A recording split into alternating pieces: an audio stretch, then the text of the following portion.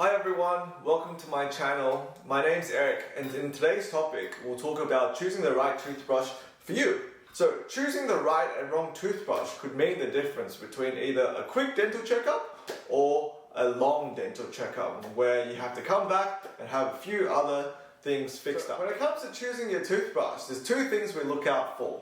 First one being you want to find a toothbrush that has a small head so you can reach all the way at the back.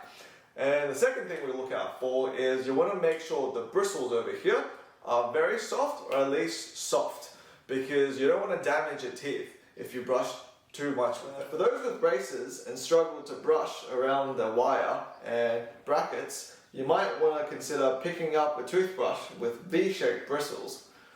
This makes it easier to get around the wire. So, next up, electric or manual? On screen, I'll put up a table that shows the pros and cons of each. The key differences between manual and electric toothbrush is that with the manual, it's quite easy to replace. You don't have to worry about the charger and the battery inside the toothbrush itself wearing out over time. As for an electric toothbrush, it's really good for those who have limited wrist mobility. For example, those people with arthritis, mainly because it allows you to brush a little bit easier compared to a manual, but also because the handle itself is a lot larger than your regular manual toothbrush, which means gripping the toothbrush itself is going to be a lot easier. At the end of the day, for most people, it doesn't really matter which toothbrush you use, whether it may be a manual or an electric, as long as you are brushing twice a day for 2 minutes each. Now you've got the right toothbrush and you've got all your gear.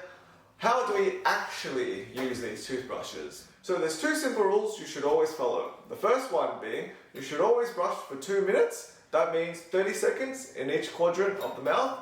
And number two, you should always brush morning and nighttime. So here's how you brush your teeth. Step one, grab your toothbrush. Make sure the bristles are pointing 45 degrees to the gum line. And then you want to make sure you brush with small circles all along the gum line.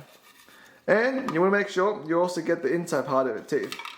And finally, when you switch over to the other side, make sure you overlap so you don't miss any areas over here. So when it comes to an electric toothbrush, same thing still goes. But except this time, you let the toothbrush do the work for you. For those with braces, instead of pointing your toothbrush towards the gum line, you also want to point your toothbrush towards your teeth so you can clean both sides of those brackets as well. Two things you can use.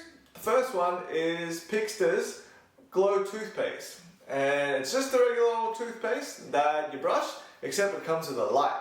And once you shine the light, it shows areas that you've missed. The second thing, you can pick up red coat gum, disclosing tablets. So you chew on the tablet, rinse your mouth out with it, and then it stains areas where you've missed. So depending on how long it hasn't been cleaned, it stains up as different colors as well. When should I change my toothbrush? Like with mobile phones, people eventually swap them out with the new one.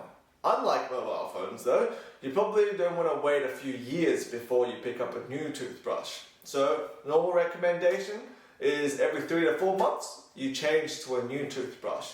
Or, if you find that your toothbrush, the bristles of it are quite bent, then that usually means you should probably pick up a new one as well.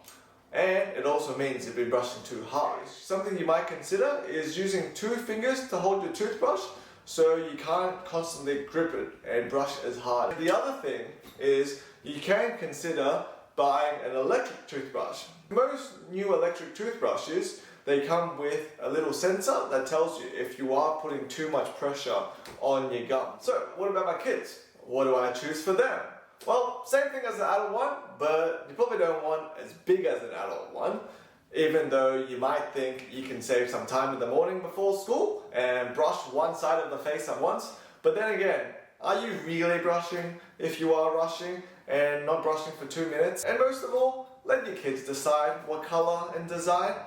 The more they love it, the more likely they are to use it as well. And a few less commonly asked questions regarding sharing, storage and disinfection of your toothbrush. Sharing is never caring when it comes to toothbrushes. Most dental clinics give out free toothbrushes, so you can just grab one from there.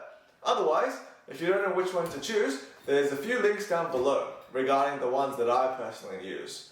But when it comes to storage, keep your toothbrush in a well ventilated area. Last thing you want is your toothbrush to not dry off and let those nasty bacteria grow on it. Do I need to disinfect my toothbrush? Well, bottom line is you don't, because after 3 to 4 months, you should be changing to a new toothbrush anyway. And if it's been a bit longer than that, then it's probably a good time to pick up a new toothbrush as well. So for those who struggle to clean their teeth at the very back, you may want to try opening your mouth halfway and shift your jaw on either side. That way you create more room at the back for your toothbrush to reach. So this is the toothbrush that I personally use. It's the Curaprox CS 5460. The reason why I love it so much is because the head of the toothbrush, it's quite small, so I can reach all the way to the back, and also because the bristles are super soft. There's 5,460 of them, which makes brushing feel that much cleaner the first time you use it compared to other toothbrushes. And the other thing is that it has an octagonal shaped cross section, so if you line the sides up to the ground, then you're already brushing at that 45-degree angle we talked about before. And most of all, they come in a lot of fun colors, so you can pick and choose. So big thank you for those that's made it this far for supporting the channel, and we'll see each other next time where we talk about choosing the right toothpaste for yourself. For now, stay safe, take care, and we'll catch you guys next. Bye!